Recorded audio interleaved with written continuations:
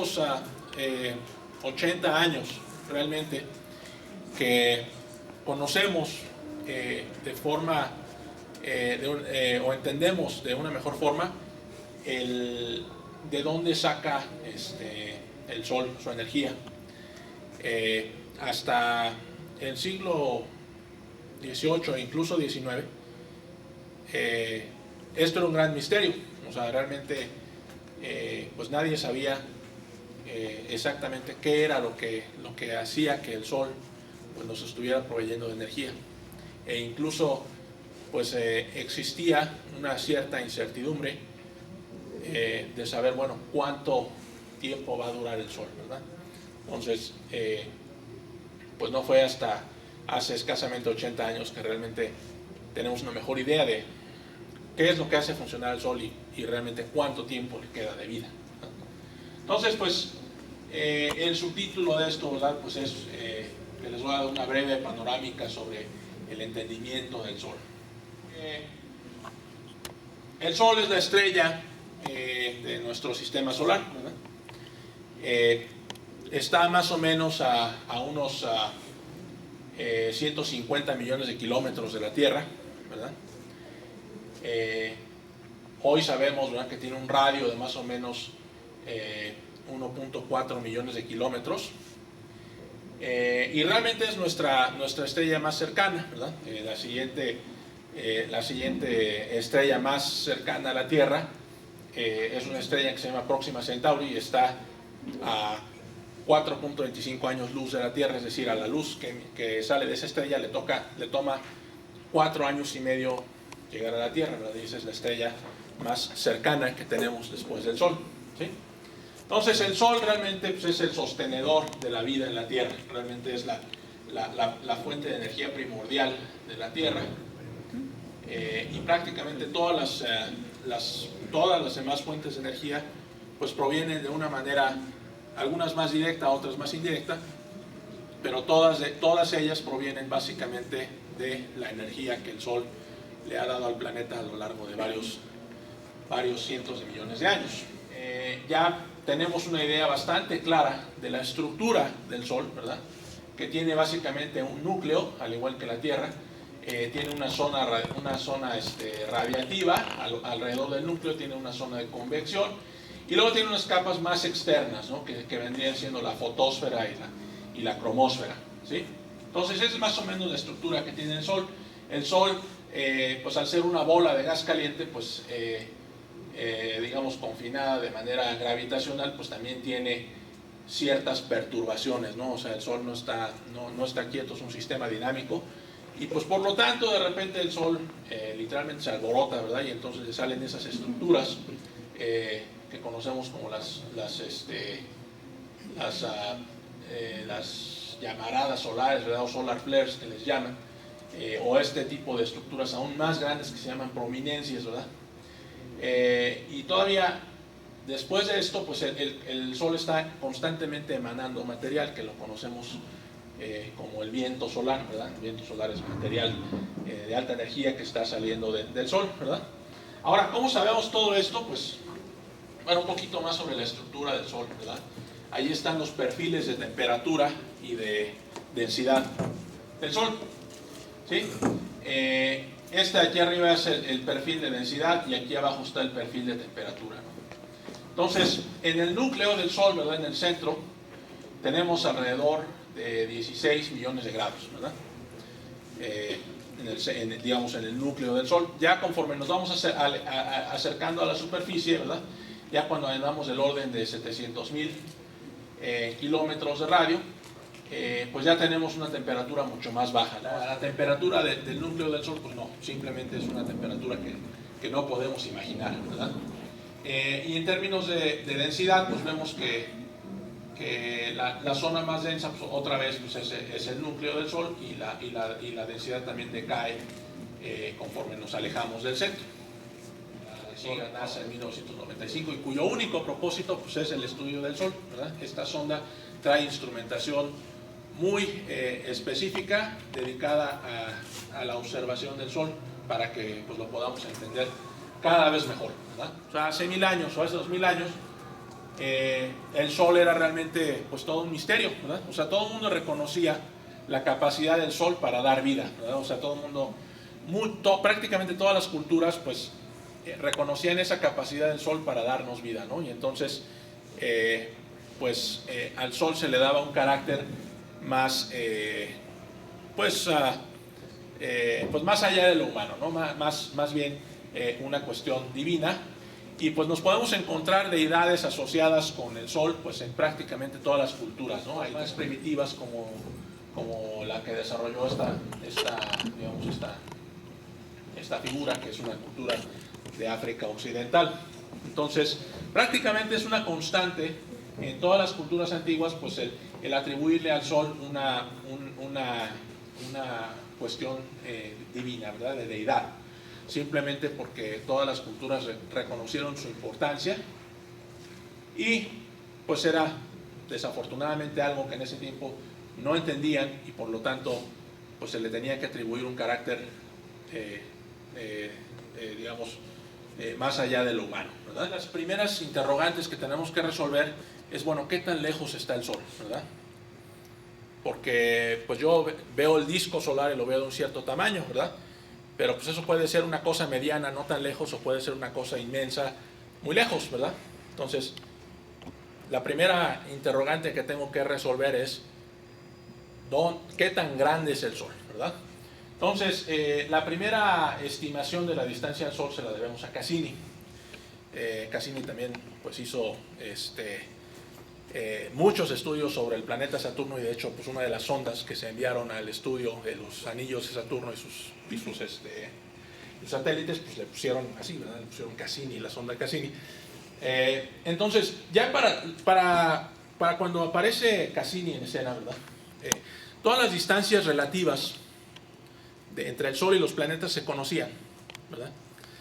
Pero faltaba hacer una medición absoluta, ¿verdad? Entre la distancia, ya fuera entre el Sol y uno de los planetas o entre dos de los planetas, y ya teniendo esa medición absoluta pues ya podíamos calcular prácticamente todas las distancias, ¿verdad? Entonces básicamente lo que él hace es, a través de dos observaciones en longitudes muy diferentes del mismo planeta, pues logra estimar la distancia, digamos, a través de una observación del planeta Marte, pues logra estimar la distancia entre la Tierra y el planeta Marte, y ya con una distancia absoluta conocida, pues ya podemos calcular todas las otras distancias que se conocían de manera relativa. Básicamente lo que hicieron, Cassini trabajaba en el Observatorio de París, tenía lo que pues en ese tiempo sería el equivalente de un estudiante graduado, ¿verdad? Y lo manda a una colonia francesa bastante alejada, la Guyana, ¿verdad? Y lo manda en un barco 6 meses con un telescopio, ¿verdad? Y le dice, pues a ti te toca ir a observar allá, yo me quedo aquí en París a hacer la observación, tú te vas a la Guyana a hacer la otra observación. Comparan las mediciones y así es como Cassini logra calcular la distancia, ¿verdad? Entonces, la que sigue. Entonces, con el experimento de Cassini, al él medir la distancia entre la Tierra y Marte, pues ya se pudo calcular o se pudo estimar la distancia al Sol, ¿verdad? Que ya era un número muy, muy aproximado a lo que ya les mostré al principio, ¿verdad? Entonces, el siguiente estimado que había que hacer es, bueno, ¿cuánta energía nos da el Sol, ¿verdad? Entonces, eso lo podemos estimar incluso con un experimento bastante casero, ¿verdad? Ustedes pueden tomar un recipiente, ¿verdad? Que tenga un fondo plano, lo llenan, por ejemplo, de agua, ¿verdad?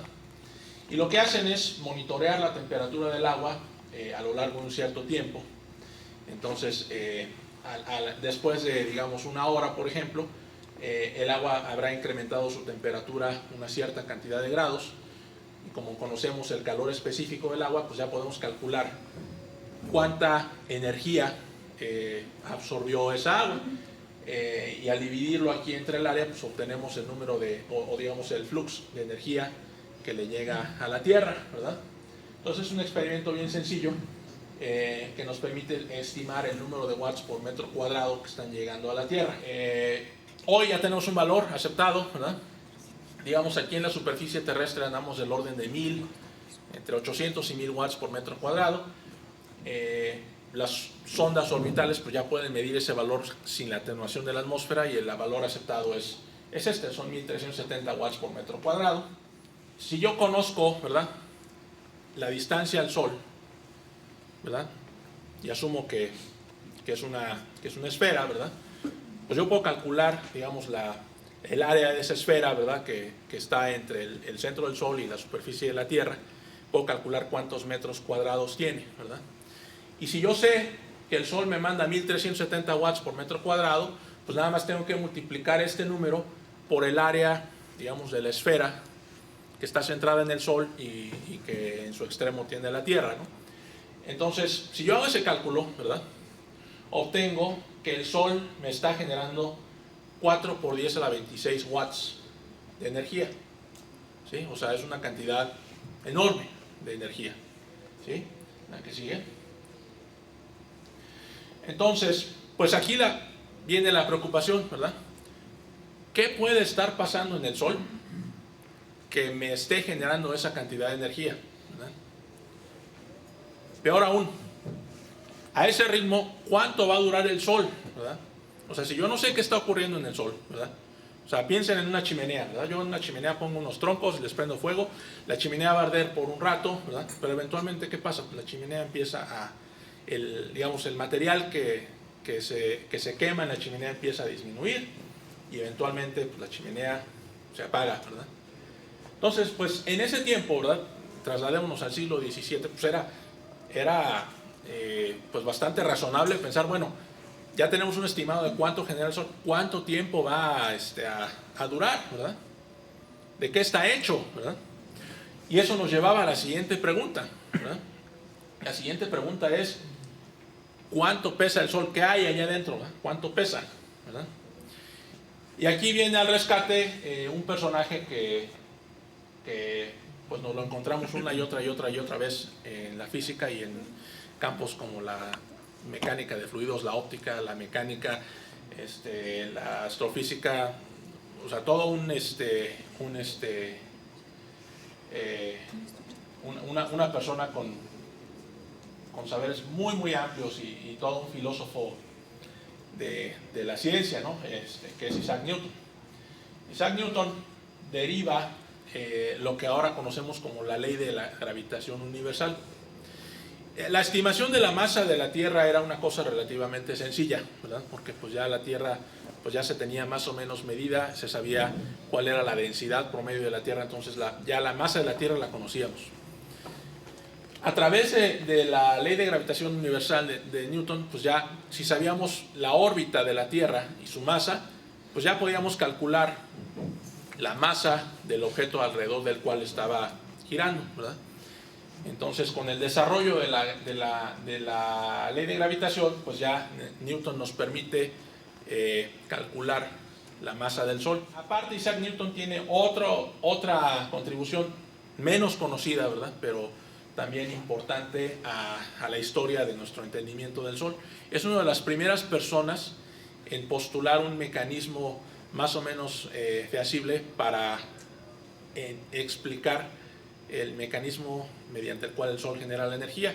Newton por ahí lo que postuló es que de manera periódica algún cometa podía impactar al Sol y toda la energía cinética del cometa pues, se transformaba en energía térmica, y de esa forma el Sol pues, ahora sí que se alimentaba de cometas, ¿no? Esta teoría pues, después se fue probando como no válida, ¿no?, conforme se fue entendiendo también mejor la trayectoria de los cometas y su periodicidad, ¿no? Entonces, pero digamos es uno de los primeros que intenta postular un mecanismo que nos permite explicar la enorme cantidad de energía que despide el Sol, ¿verdad? El desarrollo de la mecánica celeste de Newton pues, permitió la determinación de la masa del Sol, que es de más o menos 2 por 10 a la 30 kilogramos, ¿verdad? Entonces ya tenemos bastante información, ¿verdad? Ya conocemos qué tan lejos está el Sol, ya sabemos cuánta energía nos está dando, ya sabemos más o menos cuál es la masa que tiene el Sol. Entonces, pues ya con eso yo puedo hacer algunas estimaciones, ¿verdad? O sea, si yo le preguntaba a mi papá, ¿verdad? Pues mi papá, cuando él nació, pues ya estaba el sol, ¿verdad? Y si él le preguntaba a su papá, pues también, pues ya estaba el sol ahí, ¿verdad?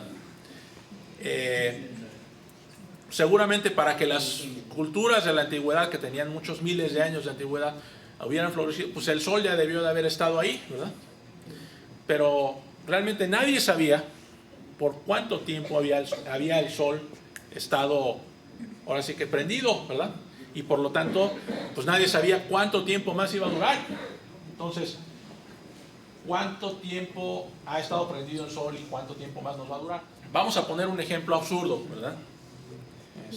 Pero digamos, completamente válido si nos trasladamos al siglo XVII o al siglo XVIII, ¿verdad? Asumamos que el sol es de madera, ¿verdad? O sea, asumamos que el sol es una gran bola, una gran esfera de madera.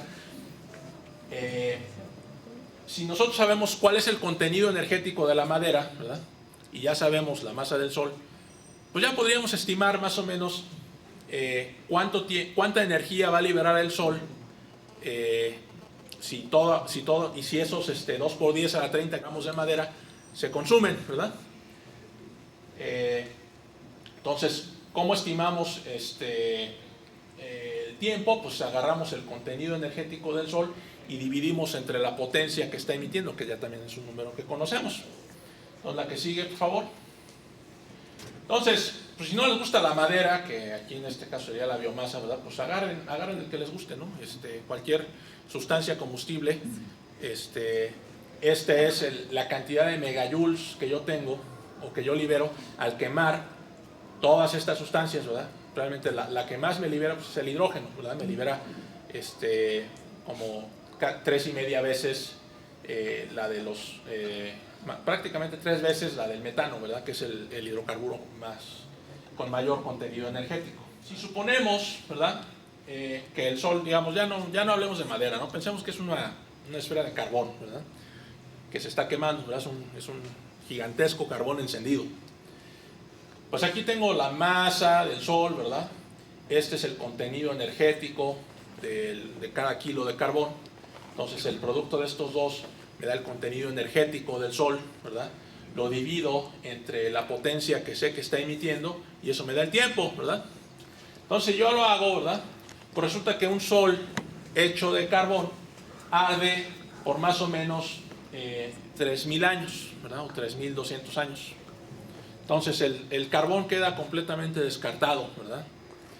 ¿Por qué? Porque pues existe evidencias de que pues, ya había humanos y ya había cosas en la Tierra hace 3,000 años, ¿no? Entonces pues obviamente no puede ser de carbón porque ya se hubiera acabado, ¿verdad? La que sigue. Entonces, si hacemos la misma cuenta para los diferentes combustibles, ¿verdad?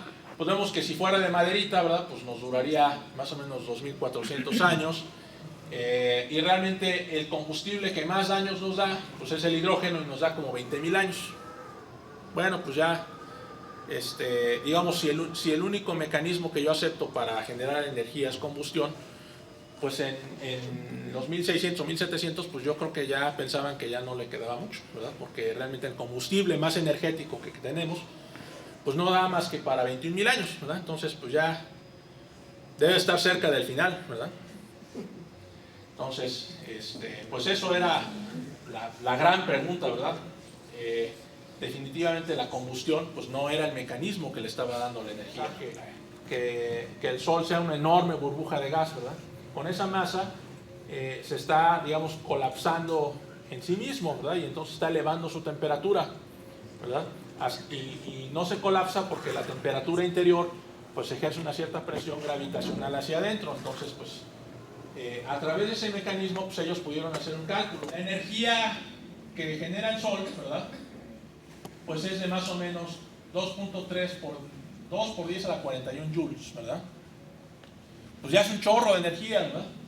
Entonces ya hago el mismo ejercicio de hace rato, ¿verdad? Ahora calcular, considerando este contenido energético y dividiendo entre la potencia que emite el sol, pues ahora me da 5 por 10 a la 14 segundos, ¿verdad? ¿Y cuánto es 5 por 10 a la 14 segundos?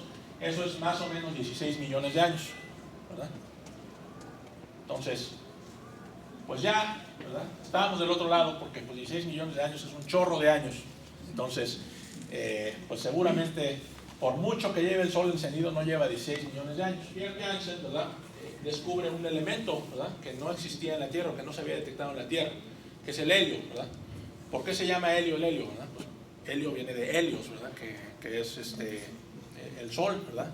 Entonces el helio le pusieron helio porque se descubrió inicialmente como una línea espectral en, el sol, en la luz del Sol que no estaba asociada con ningún elemento conocido. Entonces dijeron, esto tiene que ser un nuevo elemento, pues ese nuevo elemento, como lo hallamos en el Sol, le vamos a poner helio, ¿verdad? Entonces, se descubre que en el Sol hay una abundante cantidad de helio. Pues hasta aquí la cosa estaba atorada, ¿verdad? Por un lado, había estimados de la Tierra, que eran, de la edad de la Tierra, que eran mayores que lo que un Sol calentado gravitacionalmente podía soportar, hasta que se descubrió una nueva forma de energía. Y esta nueva forma de energía pues aparece o se descubre más bien por accidente, ¿verdad? La descubre un físico francés que se llamaba Henri Becquerel. Henri Becquerel estudiaba fluorescencia de cristales, ¿verdad? Entonces la fluorescencia es el fenómeno mediante el cual yo ilumino un cristal, ¿verdad?, y luego apago la luz y el cristal sigue, pues sigue emitiendo luz, ¿verdad? Entonces un día le llegó un colega que había ido a unas minas en Checoslovaquia, ¿verdad?, y le dice, oye, mira, te traigo este mineral, es bien extraño, te apuesto a que tiene propiedades fluorescentes interesantes, ¿verdad? Ah, perfecto. Entonces lo mete a un cajón, ¿verdad?, donde guardaba las placas fotográficas que usaba para medir la luz de fluorescencia, ¿verdad? Entonces pues lo mete al cajón, ¿verdad?, y ahí lo guarda. Llega al otro día a hacer su experimento de fluorescencia y se encuentra una placa fotográfica velada, ¿verdad?, como si hubiera estado expuesta a una luz muy intensa, ¿verdad? Entonces, y pues se da cuenta que lo único que hay allá adentro en el cajón son las piedras esas que le habían traído de Checoslovaquia, ¿no? Entonces, pues decide repetirlo, ¿verdad? O sea, vuelve a dejar ahí las piedras, mete otra placa, ¿verdad? Cierra el cajón, se va, regresa al otro día, abre el cajón, saca la placa, velada, ¿verdad? Entonces, pues ¿qué está ocurriendo, verdad? Entonces, pues su única explicación para esto, ¿verdad?, pues es que el mineral está emitiendo algo que está velando la placa, ¿verdad? Y como la placa es sensitiva nada más a radiación electromagnética, pues su postulado es, miren, esta cosa está emitiendo radiación electromagnética, pero en un rango donde no lo podemos ver y la está generando de manera espontánea, ¿verdad? O sea, la genera incluso estando ahí encerrada en un cajón, ¿verdad? Entonces, pues es básicamente el descubrimiento de la radioactividad natural, ¿verdad? O sea, básicamente le habían llevado unas sales que tenían por ahí uranio y por lo tanto radón, y entonces pues estaba emitiendo radiación ionizante, ¿verdad?, que no podía ver. Definitivamente, esto al ser una fuente de energía completamente extraña y desconocida, ¿verdad?, pues obviamente el primer impulso es, segurito eso es lo que está pasando en el Sol, ¿no? Es una gran masa de material radioactivo y realmente lo que nos está llegando pues es toda la radiación electromagnética que sale de ahí, ¿verdad? Sabemos que un gramo de radio libera más o menos 3 gigajoules de energía, ¿verdad?, en un gramo. Entonces, pues ahora multiplicamos, asumamos que el Sol es ahora una gran bola de radio radiactivo, ¿verdad? Y pues vamos a ver cuánto nos dura ahora, ¿verdad? Entonces, pues ahora son 2 por 10 a la 30 kilos, ¿verdad? Multiplico por este contenido energético, que ahora es un chorro, ¿verdad?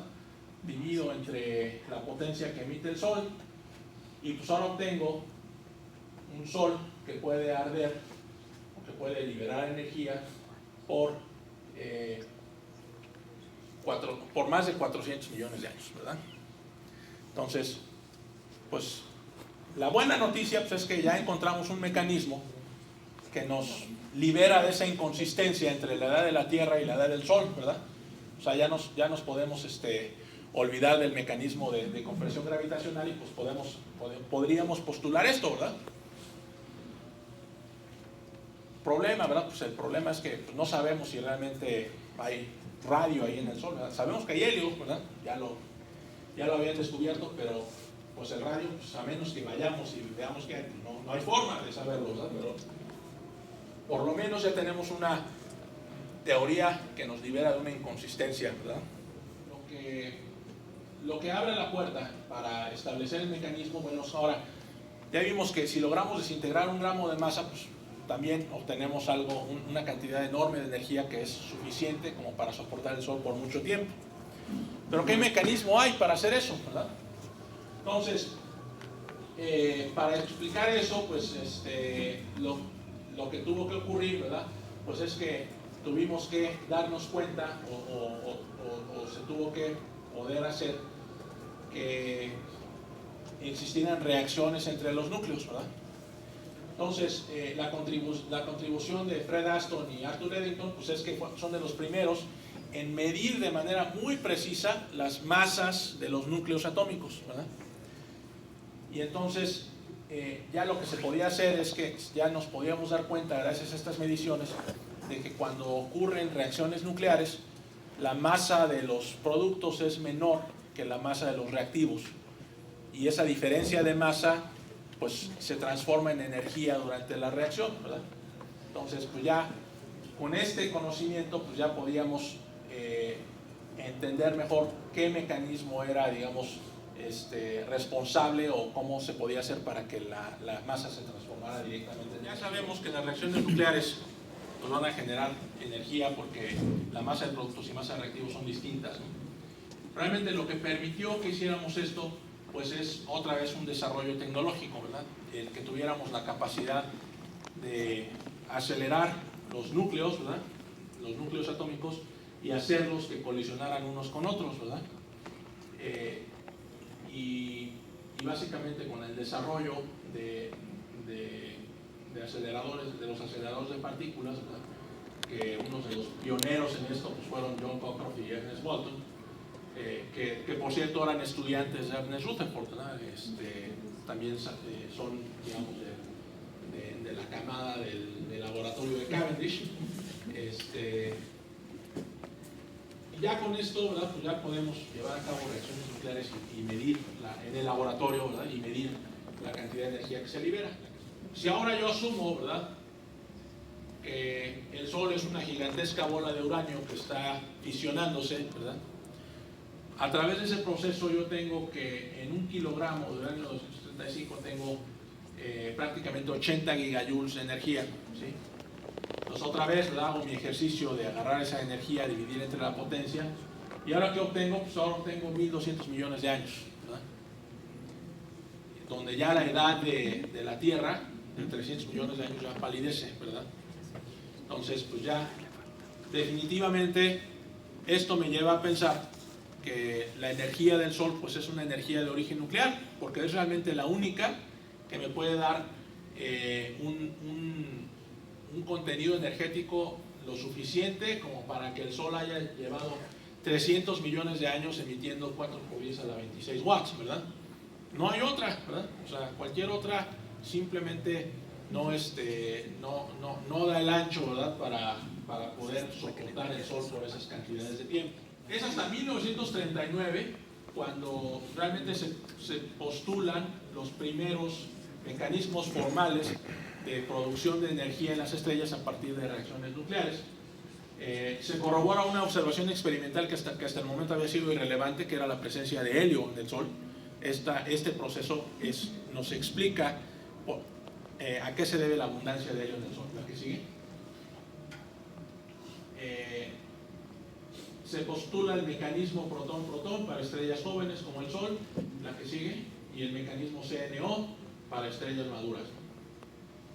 Entonces esto le vale a Hans Bethe el Nobel, ¿verdad? No recuerdo en qué año exactamente, pero básicamente Hans Bethe ganó el Nobel por su teoría de producción de energía y nucleogénesis en las estrellas. Las estrellas son las fábricas de los núcleos que conocemos en todo el universo. Y ese proceso, ¿verdad?, le llaman nucleogénesis, ¿verdad? Y ya nuestro entendimiento del tipo de procesos que ocurren en las estrellas es tan avanzado que ya podemos describir la composición atómica de las estrellas a lo largo del tiempo, ¿verdad? ¿La que sigue? Y pues sí, como ya lo mencioné, las estrellas de esta forma pues, se convierten en las fábricas de los elementos, ¿no? Y pues cada vez que una estrella ya masiva que ya lleva un buen tiempo quemando su material, pues ya tiene elementos pesados, en algún momento se vuelve inestable, explota y pues nos forma polvo, ¿verdad? Polvo que ya trae elementos pesados, y ese polvo pues eventualmente se vuelve el origen de los sistemas planetarios, ¿verdad? Son polvo que coalesce alrededor de una estrella.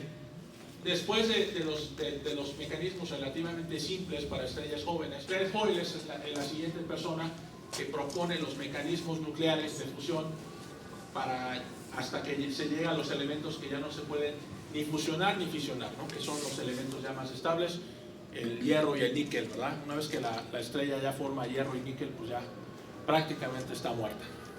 ¿Me sigue? Y entonces pues tenemos mecanismos ya bien complicados, como este que es el triple alfa, ¿no? Una vez que a la estrella se le agota el hidrógeno, pues ahora tiene que empezar a quemar helio, ¿verdad? Y pues se quemará helio hasta que eso se agote y tenga que quemar otra cosa, pero cada vez se vuelve más y más difícil para la estrella llevar a cabo esos procesos. El trabajo definitivo en esto pues fue ese artículo seminal de 1957, que básicamente sienta las bases de lo que es la teoría de nucleogénesis moderna. Ella trae cosas como pueden ser el quemado de litio, la que sigue, de carbón, de neón, de oxígeno, hasta finalmente silicón, ¿no? Y realmente el quemado de silicio pues es la última etapa de la estrella, ¿no? Una vez que esto concluye, la estrella básicamente se apaga. Hoy sabemos, ¿verdad?, que se encuentra más o menos a la mitad de su etapa de secuencia principal, ¿verdad?, que es básicamente fusionar hidrógeno para formar helio, ¿verdad? Entonces, cada segundo, ¿verdad?, 4 millones de toneladas de materia se convierten en energía dentro del Sol, ¿verdad? Eso es más o menos 100 veces la masa de la Tierra, ¿verdad?, para que se den una idea. Entonces, el Sol va a tardar más o menos unos 10.000 millones de años antes de que empiece a quemar helio. Para concluir, ¿verdad?, el entendimiento de cómo las estrellas producen energía, pues realmente tenemos menos de 100 años de saber cómo es que eso ocurre, ¿verdad? Ahora sabemos, ¿verdad?, que las estrellas no son más que gigantescos reactores de fusión nuclear, ¿verdad?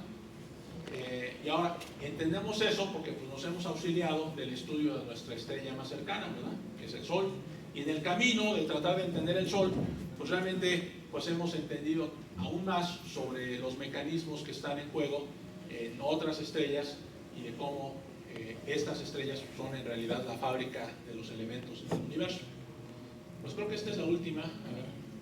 Pues sí, con eso termino. Pues espero que les haya gustado la plática.